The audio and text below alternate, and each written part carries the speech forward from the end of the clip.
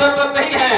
ہر درد کی دوا ہے صلی علی محمد، تعویذ ہر بلا ہے صلی علی محمد، جو مرض لا دوا ہو اسے کھول کر پلا دو، کیا نسخہ شفا ہے صلی علی محمد، کیا نسخہ شفا ہے صلی علی محمد، جو مرض لا دوا ہو اسے کھول کر پلا دو، کیا نسخہ شفا ہے صلی علی محمد۔ تم میرے ساتھ سب لوگ مل جل کر کے پڑھیے، اللہم صلی علی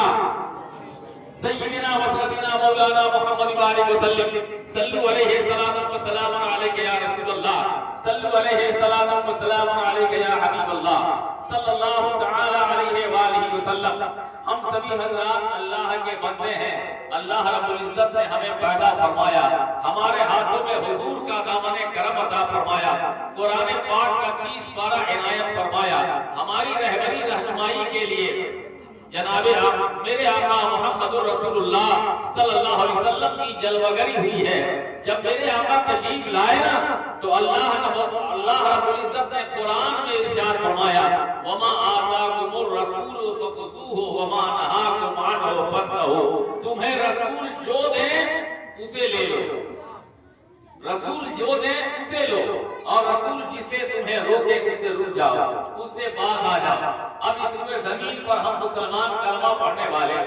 نماز پڑھتے ہیں، روزہ رکھتے، حج کرتے، زکات دیتے، نکاح کرتے، لیکن یاد رکھیے نکاح ہم بھی کرتے ہیں،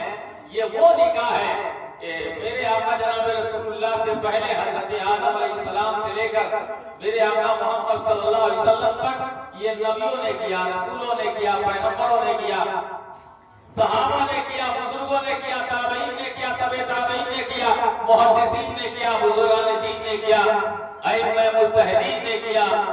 غوث و قطب نے کیا، ولیوں نے کیا ہے، بزرگوں نے کیا ہے، مومنین کر رہے ہیں۔ قیامت تک اس روئے زمین پر کلمہ پڑھنے والے باقی رہیں گے، اللہ کے حکم پر عمل کرتے رہیں گے، رسول اللہ کی سنت ادا کرتے رہیں گے۔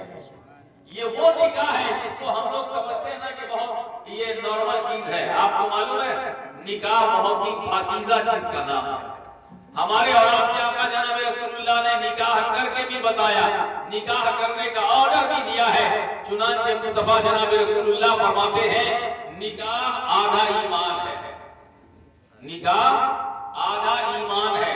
دوسرے نمبر پہ میرے آقا فرماتے ہیں جو نکاح کر لیتا ہے اللہ تعالیٰ اسے 2 بڑے گناہوں سے محفوظ فرما دیتا ہے، 2 بڑے گناہوں سے بچا دیتا ہے، ایک نگاہ کی حفاظت ہو جاتی ہے اور دوسرے شرمگاہ کی حفاظت ہو جاتی ہے۔ تیسری حدیث میں آیا ہے اللہ کے نبی فرماتے ہیں جو ان 2 برائیوں سے بچ جائے گا میں اسے جنت میں جانے کی ضمانت دیتا ہوں، میں ان 2 برائیوں سے جو بچ گیا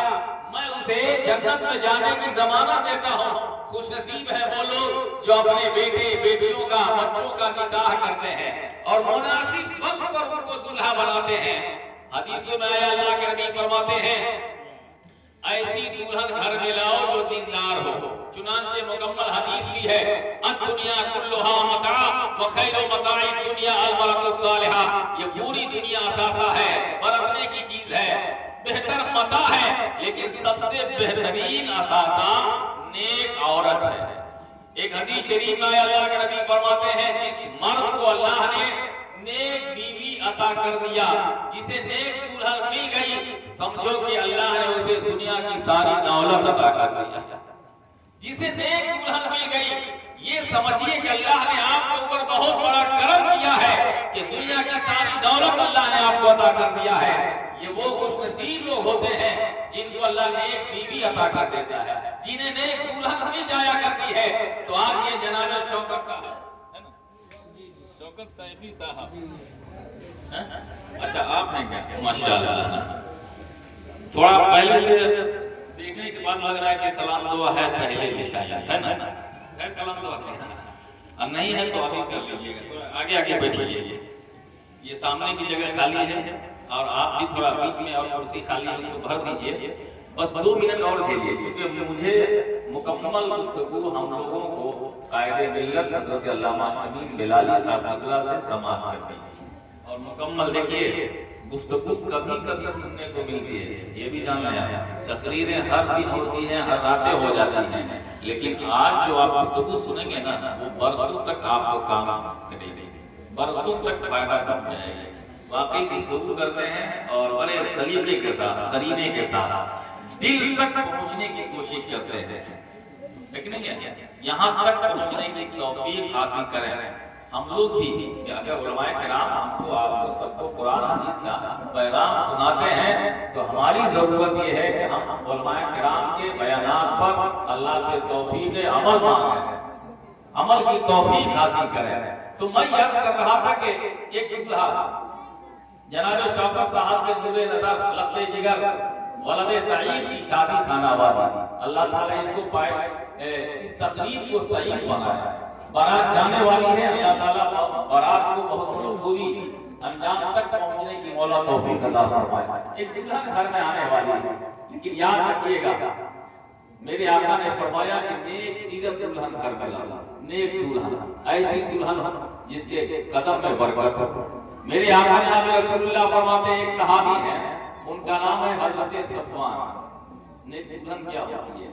ان کا نام ہے حضرت صفوان۔